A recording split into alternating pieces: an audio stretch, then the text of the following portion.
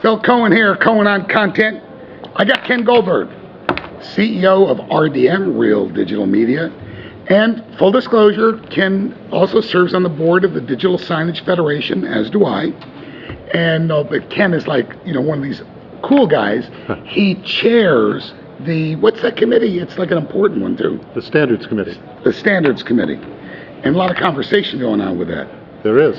And by the way, in that Standards Committee, I want to make sure I don't skip over that, because I want to have a little discussion with you, because your focus in there on the technology side of the standards of how we're all delivering what we're delivering, but specifically the commercials and the advertising, how they come from the agencies and what we have to do with them. I got Ken in here because I've known Ken for a few years.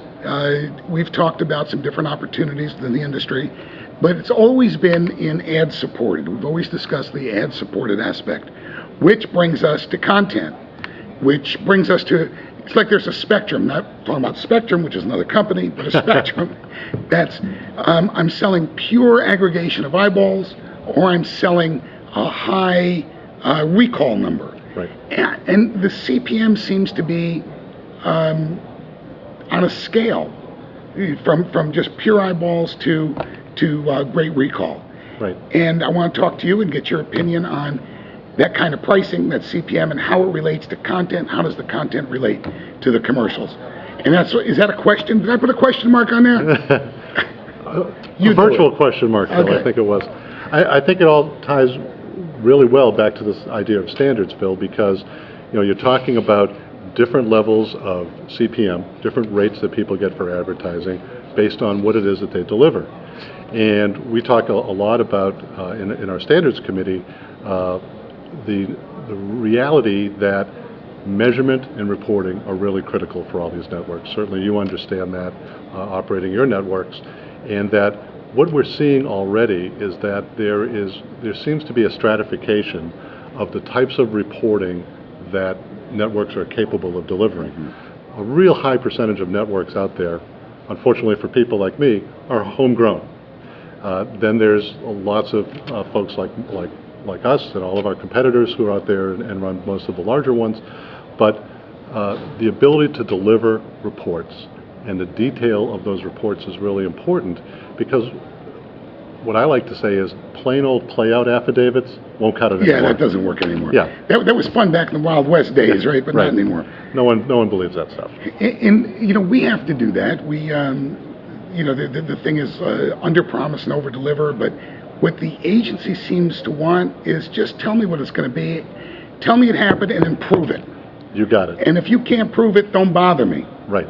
And that's called compliance, yeah. Which is, let me predict what I'm going to play out for your entire campaign, and then let me report out that not only did I play it, but that the screen was on, the sound was on, it played in the right order, there were no anomalies, and then you've got the, and let me go and verify it. Let me bring a third party in there and prove that the data that we've collected is correct. That's what they need. That's right. What they have and while they're doing that, let's see who was engaged. Yeah. Let's see how many people were there. Did they notice? Did they recall? And that's where content comes in, of course.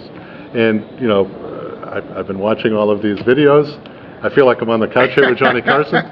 But the fact is, if the content is relevant to the context. Oh, there we had relevant again. Relevance. Well, there you go. I can't beat efficacy, which Gory brought out last week, but that's a good word too.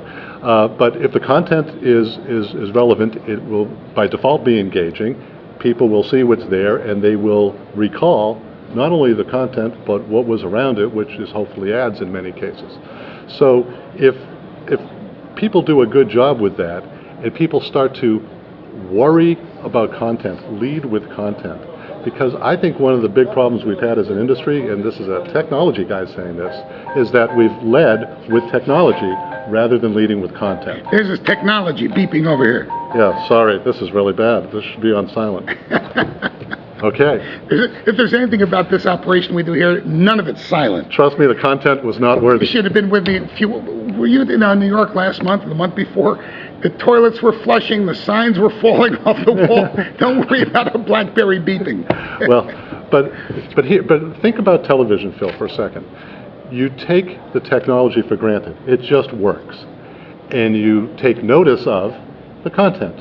You watch TV and you know whether the television show is relevant or engaging for you. You either like or don't like the ads, and you recall or don't recall them.